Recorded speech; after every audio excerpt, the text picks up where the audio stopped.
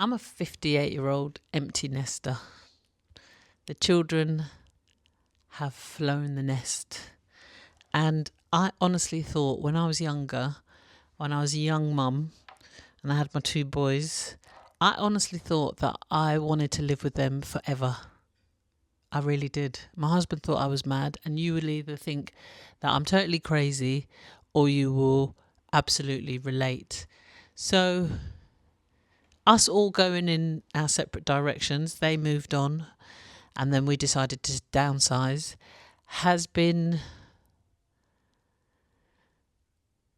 sad, but not in a grief sad way. Just, a mother, a changing role kind of way, but also very exciting because it gives me the opportunity to reinvent myself as the artist I've known that I am always, but been too afraid to embrace. That's the word I was looking for. So we downsized, me and the husband, we downsized recently from a 6-bedroom house to a 1-bedroom apartment.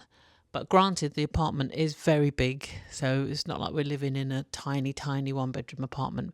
We wanted to get a big size space to just match the fact that we have been fortunate to live in quite generously proportioned houses.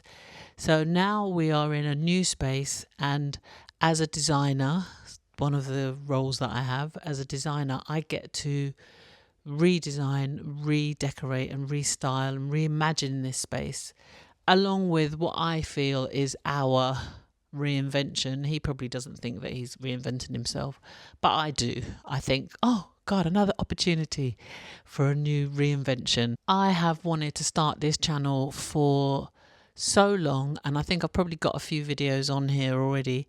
I've wanted to start it for so long, and I've talked myself out of it every single time because of various reasons. One of them is I had a really bad skin condition. The other one is I've got a bit of an eye condition. So I've just kept on talking myself out of it. But what better place to start than now when I'm going through a reinvention? And reinventing yourself is all about doing stuff that is outside of one's comfort zone, and this is way outside my comfort zone, but I've wanted to do it for a long time, so here I am. I've been fortunate to turn my hand at many different career opportunities. So when I left school, I did not go to university, so later on I re-educated myself and I went into the counselling and later on into the coaching and hypnotherapy, which has been brilliant, which was wonderful, really good grounding. And then I've taught myself how to take photos, so I'm a self-taught photographer.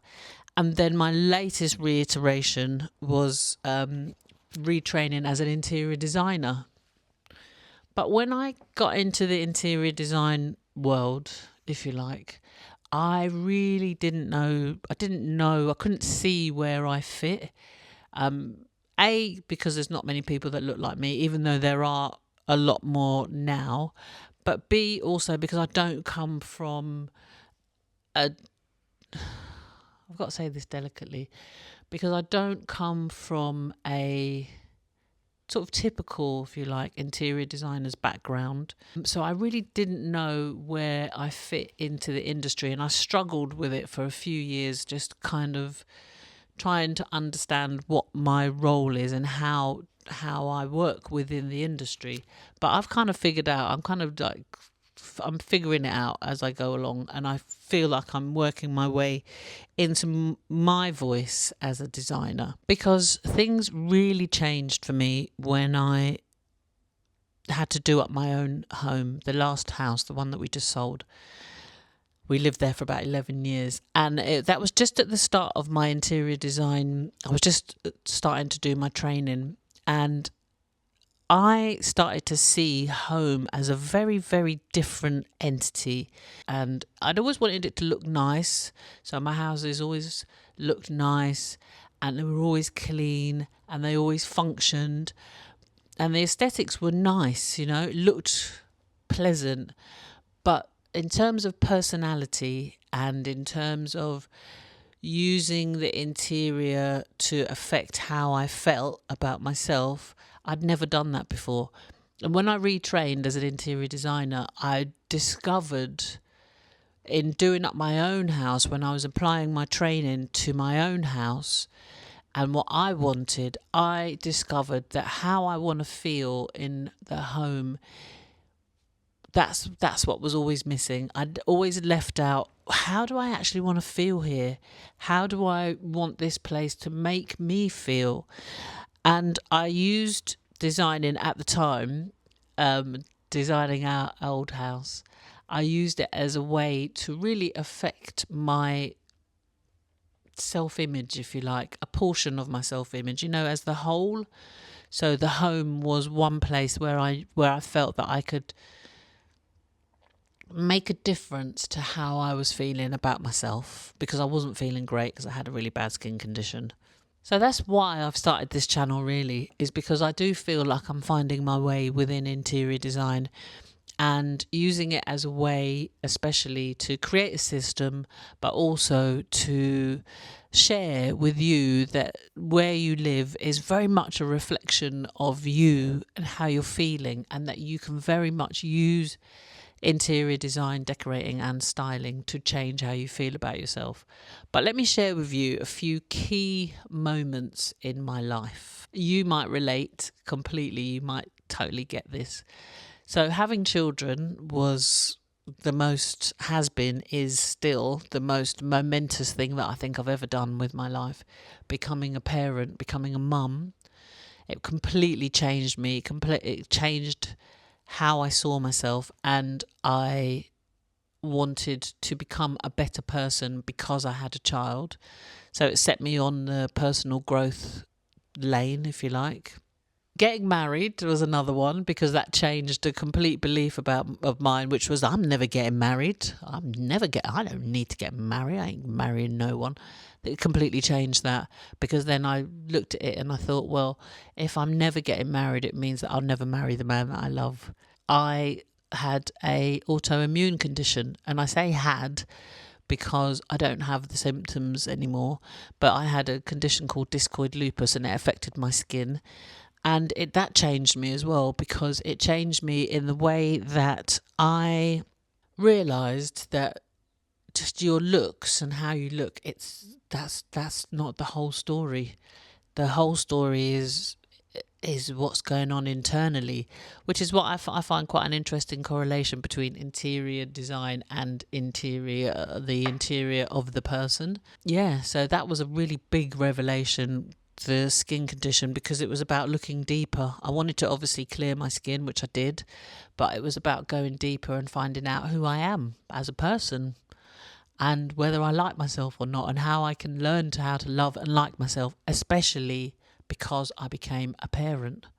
So yeah, having children just taught me one of the things is that unconditional love actually does exist. It does. Loving another human unconditionally, that's just mind-blowing, amazing.